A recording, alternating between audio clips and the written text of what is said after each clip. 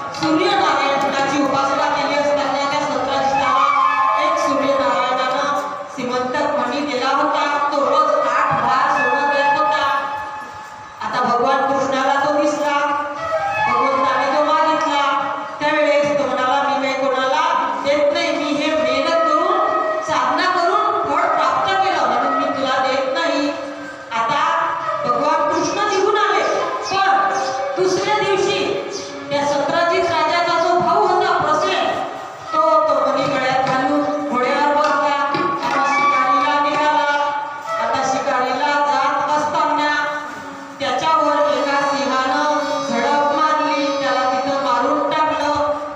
मारल्यानंतर तो सिंह तिथं असताना तिथं एक जांबुवंत आला आणि त्या जांबुवंतानं त्या सिंहाला सुद्धा मारलं आणि तो श्रीमंत मणी घेतला.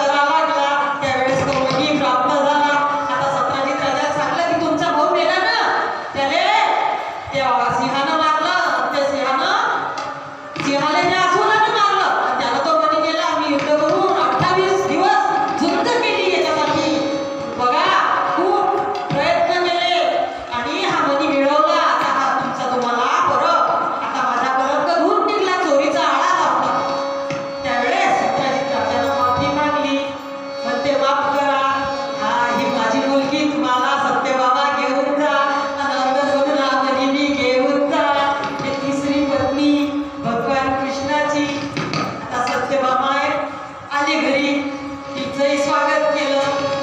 भगवंतानं सांगितलं की मी सगळ्याचा स्वीकार करतो. तू माझी पहिली राणी आहे, पट्टराणी आहे, म्हणून तू सगळ्यात प्रिय आहे. पण या तुझ्या दाशा समजून घरात ठेव. मग आता भगवंत एकदा अर्जुनाच्या सोबत मृगयासाठी निघाले, म्हणजे हस्तिनापूरला जायला निघाले. रथात बसून जात असताना कालिंदी नावाची सूर्याची कन्या नदीच्या काठावर तप करत होती.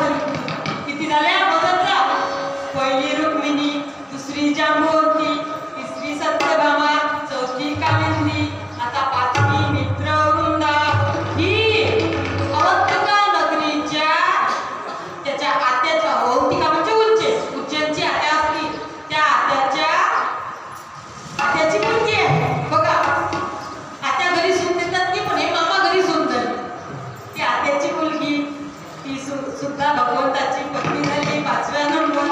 आता 6वी सत्या. ही सत्या जी होती नग्नजीत राजाची मुलगी होती.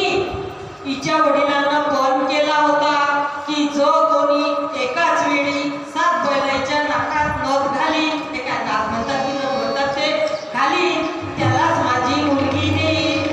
भगवान कृष्ण गेले, स्वयंवर होतं. आता तिनं तप केलं होतं, साधना केली होती की मला भगवान कृष्णच वरील माझा पती होईल, म्हणून तिथं गेले भगवान कृष्ण. भगवान कृष्णाने तिचं मनोरथ जमलं आणि 7 बैलांजवळ 7 रूप घेतले आणि एका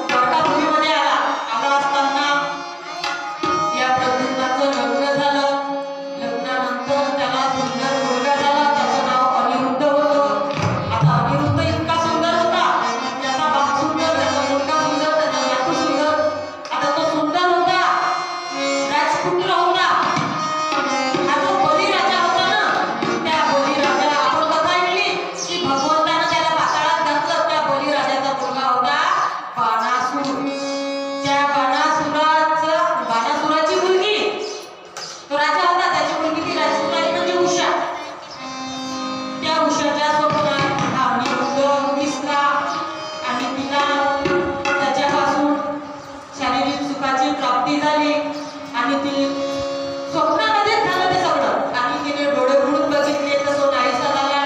ती कावरी बावरी पाहू लागली असताना तिची जी मैत्रीण होती त्या उषाची तिचं नाव चित्रलेखा होतं. ती चित्रलेखा म्हणजे अशी कावरी बावरी का पाहतेस?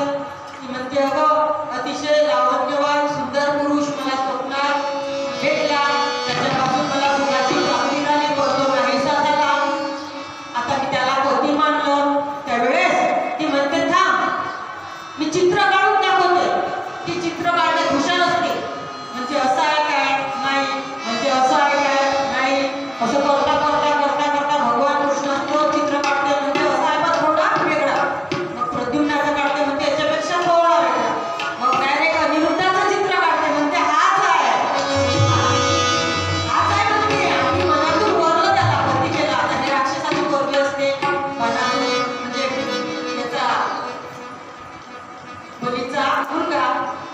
आता ती म्हणते सहजासहजी काही तुला हा पती भेटणार नाही. हा भगवान कृष्णाचा यादवाचा मुलगा आहे, नातू आहे आणि तू आहे राक्षसाची मुलगी. आपल्या राक्षसांचं त्यांच्याशी कसा संबंध जुळेल?